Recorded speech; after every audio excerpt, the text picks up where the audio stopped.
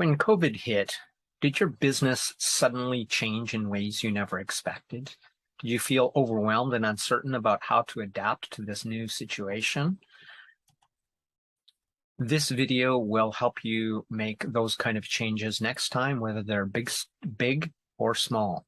So watch to the end of this video for bonus material on how to be adaptive by improvising, adapting, and overcoming obstacles, and my recommended video on the same topic. So I very often, to be honest with you, have no idea how I'll do something new or what specific actions or steps I need to take it, often right up until the very moment I start doing it. So the example I was going to use is games and activities, but it also goes for these videos. And this also speaks to why I'm able to be what I believe to be highly adaptive in most situations. But I'm not going to get to that yet. So essentially, when I am working with kids and I am teaching kids, the games or activities in my classes, and particularly last week, I had a game which I quite literally thought of as I was walking between classes. I had a belt because I brought a drum and I carried it on a belt. I had a bag and I had a bottle. So by the time I walked quite literally from one classroom to another, I had the seeds of a game. I just noticed that these three things all started with B, and that's handy for kids learning the alphabet and alphabet sounds.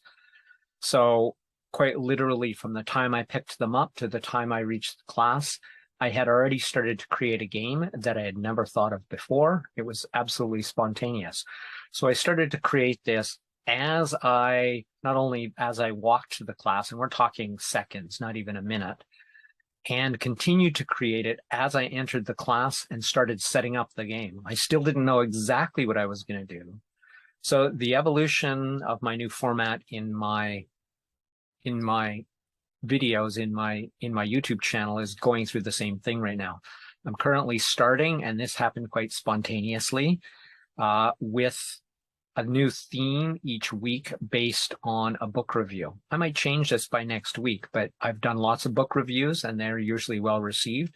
So essentially I have the book review or a topic introduction, which may or may not be a book review, depending on how I like this new format, followed by 5 episodes that are a deeper dive into the book's main topic or looking at those main topics from a new perspective, and then ending the week off by offering some kind of downloadable gift to you. So the gist is of this episode and what I'm talking about when I'm talking about believe to change, which is not quite the exact name of this episode, but it's the essence, is having the confidence or faith that I'll figure it out when the time comes, or that I'm able to figure it out when the time comes. So this is a lot about believing in yourself to change your life and business. So once that time comes, once it's quite literally upon you, then you start optimizing spontaneously or you optimize spontaneously against planning and fast or immediate action.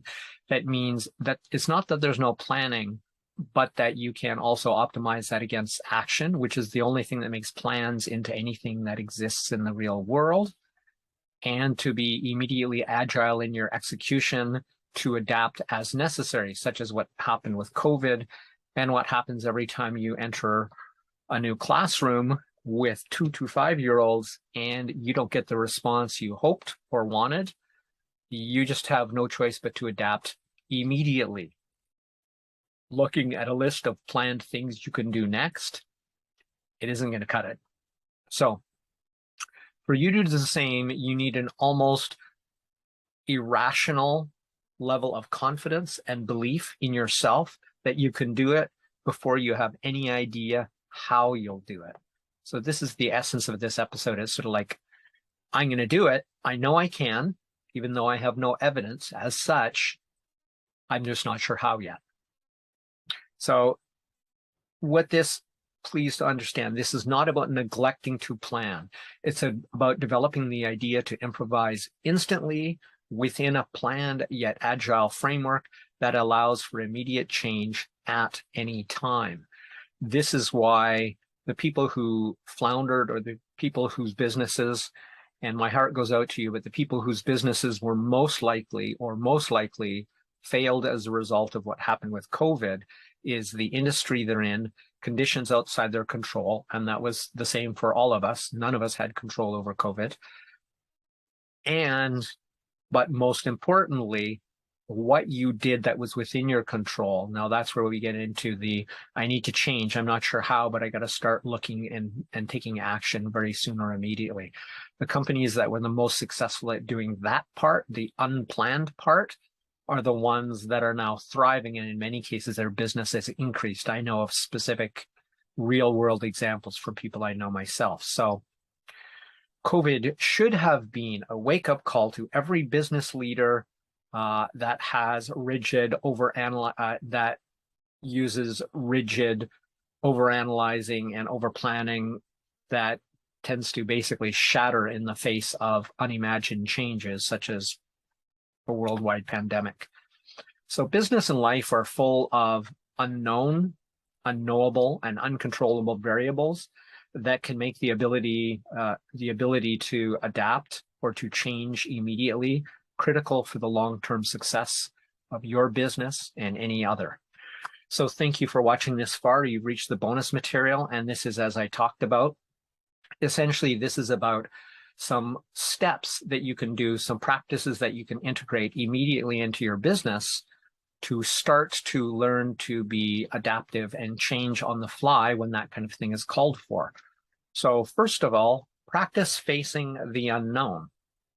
By this, I mean, you can set up scenarios. There's real life scenarios you're going to face every day anyway. But when you face them, use them as practice. You can also practice them as false scenarios. What if X happened? And then go through what immediate steps you would take. And there's sort of a twofold thing going on here, and it's cyclic. I'll talk about that in a moment. So the other part, or the next part to this same thing, is to practice improvising instant solutions. And that's what I'm talking about, what I do in the classroom and what I've done in real life situations. It doesn't really matter what the situation is, so much as when you're not sure what to do and something unexpected happens, you have no choice but to stand and deliver. And the effect of this is what matters most, rather than the outcome of those specific instant or instantaneous improvised solutions. The next thing you do is you assess them with others. So this doesn't necessarily have to yet be in the real world, but either real things that come up in your business or things that you use as practice scenarios outside of the reality of your business as it currently stands. Then you take these, and after you've improvised some instant solutions, you then assess them with others. You assess them against people who ideally are naive to the idea, but knowledgeable on the topics within those ideas. Then what you like to do, or what is ideal to do as a final step to this process, is proto-test them in low-risk, low-cost scenarios. So proto-testing is a word I learned from Matthew E. May from his book, Winning the Brain Game. And it's really just rapid prototyping and then testing it in the real world, and those two things smash together. So you do super cheap, probably super ugly prototypes. Now, these prototypes could be business models or specific changes in your company's model, behavior, positioning, whatever it is, and then test it in a low risk scenario so you can bounce it off the real world. That last step isn't necessary, but if you can, and because you will have real world things that come up that you don't expect, that's an opportunity to do those, and then do a small test, a cheap test, a fast test to see the kind of results you get, and then you rinse and repeat. But the thing that really comes out of this here is you learn to pretty much jump in with both feet without knowing what you're going to be landing in. You try something and it works or doesn't. You don't take that personally, but as you learn from the process, as you get better and better at it, you start to become more and more confident about blind jumping into situations, or jumping into situations knowing I don't know what I'm going to do in the next 30 seconds, but I'm confident enough to do it. I've done my skill building, my planning as far as I can, but there's way too many known and unknown unknowns in the world for those situations. The only thing you can rely on is your ability to be highly adaptive in the moment. And the better you are at that, the better you practice that, and the better you do the planning as far as you can, the better you're going to be for any situation that comes your way. And my bet is most companies don't do anything like this ever. And they probably, if they didn't go bankrupt, really, really struggled, or really, really had to dip into their resources to survive long enough to figure out how to live in the new normal that is the post-COVID world. So that's it for the video. My recommended video, I will put it right here and in the description, and it is Improvise, Adapt, and Overcome to Evolve Your Goal Hierarchy. And watch it to learn what that is. So my request for today is, please share this video with anybody whose business was knocked on its ass by COVID. Not because I wish to say, here's what you should have done. Not that at all. To give an opportunity for people who either succeeded or struggled to succeed or even failed to know that there are things that they can do to prepare themselves for some other, small or large, unpredictable, uncontrollable circumstance by training for it, by practicing, building confidence based on that practice at low to no cost, so that the next time something like this happens, at least they're in the best possible position you can be to deal with something that is unknown until the moment it's reality. So this has been Crush It Club 257. Believe in yourself to change your life and business. My name is Tim B. Green. Bye for now.